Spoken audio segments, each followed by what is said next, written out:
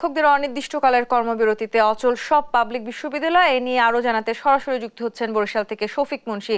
শফিক, শিক্ষকদের কর্মবিরতিতে বিশ্ববিদ্যালয়ের বর্তমান পরিস্থিতি কি, সেখানে কি দেখছেন আপনি, বিস্তারিত জানাবেন।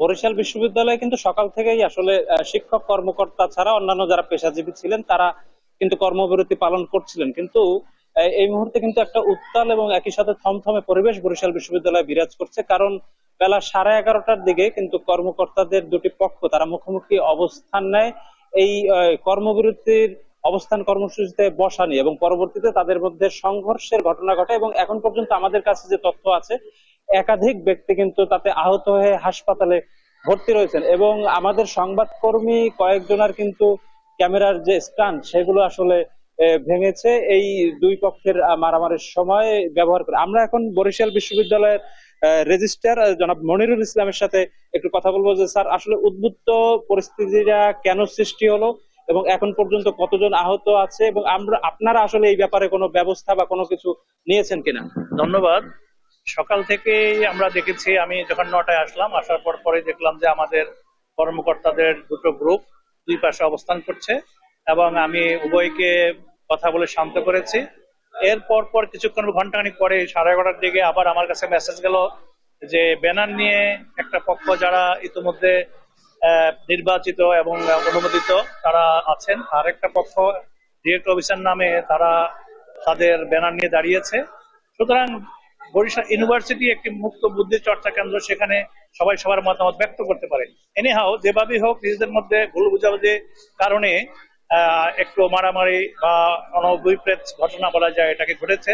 এই জন্য তাৎক্ষণিকভাবে মাননীয় ভাইস চ্যান্সেলর মহোদয় নির্দেশ দিয়েছেন ভিডিও ফুটেজ সংগ্রহ করে আমরা যারা দায়ী তাদেরকে কঠোরভাবে আমরা তাদের বিরুদ্ধে শাস্তিমূলক ব্যবস্থা গ্রহণ করবো। কারণ বরিশাল বিশ্ববিদ্যালয়ের আইন শৃঙ্খলার স্বার্থে আমরা কোনোভাবেই কাউকে ছাড় দেব না।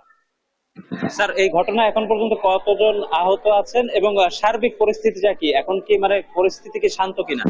এই মুহূর্তে পরিস্থিতি শান্ত এবং অনেকটা থমথমে বিরাজ করছে। দুই পক্ষেরই বেশ কিছু জন আহত হয়েছে, তবে ইনশাল্লাহ আমরা আশা করছি এখন আমাদের কন্ট্রোলে আছে আইন শৃঙ্খলা, আর সামনের দিকে কোনো কিছু ঘটবে না।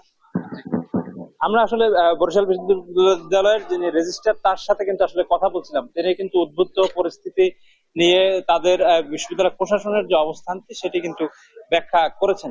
আমরা আসলে আরো জানাতে চাই যে বরিশাল বিশ্ববিদ্যালয় কিন্তু গতকালও কর্মবিরতি পালন করেছিল শিক্ষক কর্মকর্তা ছাড়া অন্যান্য পেশাজীবী যারা। তাদের দাবি এই যে গতকাল থেকে শুরু হওয়া যে সার্বজনীন পেনশন ব্যবস্থার প্রত্যয় স্কিম সেটির প্রত্যাহার আসলে তারা দাবি করেন। তারা একই সাথে বলছেন যে তাদের সঙ্গে অগ্রিম কোনো আলোচনা ছাড়াই একদম সম্পূর্ণরূপে আসলে এক প্রকার বৈষম্য এবং নিপীড়নমূলক একটি পেনশন ব্যবস্থা তাদের উপর চাপিয়ে দেওয়া হয়েছে, এবং তার প্রেক্ষিতে কিন্তু তারা এভাবে আন্দোলনে নেমেছেন, এবং এই আন্দোলনে নামার ফলে কিন্তু বিশ্ববিদ্যালয়ের ক্লাস পরীক্ষা যেগুলো আছে সেই একাডেমিক কার্যক্রমগুলো সম্পূর্ণভাবে স্থবির হয়ে গেছে।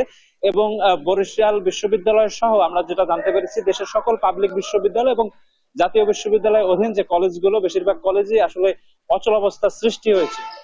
এই পরিস্থিতি আসলে কতভাবে উত্তরণ ঘটবে এই পরিস্থিতি থেকে, সেই ব্যাপারেই আসলে এখন সবাই উদ্বিগ্নতার সাথে তাকিয়ে আছে। তো এই ছিল বরিশাল বিশ্ববিদ্যালয় থেকে আমার কাছে চলমান যে কর্মবিরতি সে ব্যাপারে সর্বশেষ তথ্য।